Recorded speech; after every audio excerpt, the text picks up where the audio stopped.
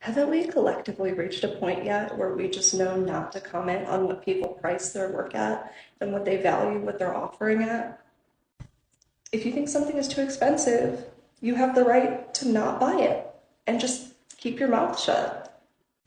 This comment was left on a young artist page who was saying that they charge $500 for their pet portraits.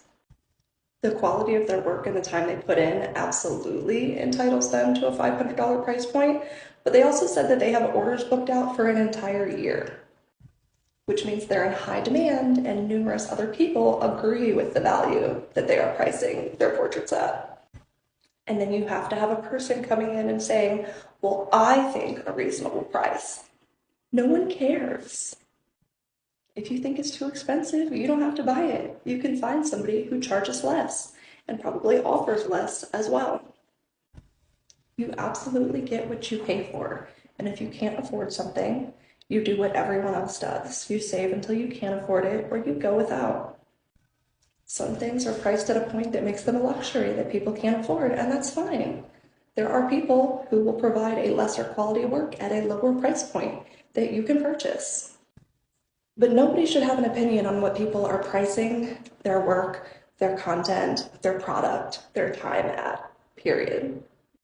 And this is coming from somebody who's been in the spicy accounting and FinDom world for 13 years now and has taught others how to do it for 3 years. I have both a 21-page guide and I mentor, and I've raised my prices 4 times in the past year alone because people continue to tell me that I was undercharging for what I was worth. And I have just as many people paying me $500 as I did $100.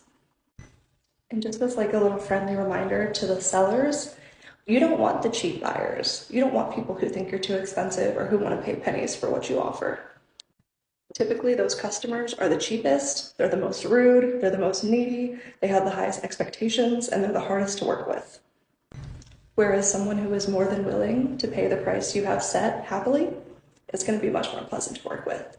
So price what you're happy with and you're comfortable with. And if you don't like what someone's charging, move on.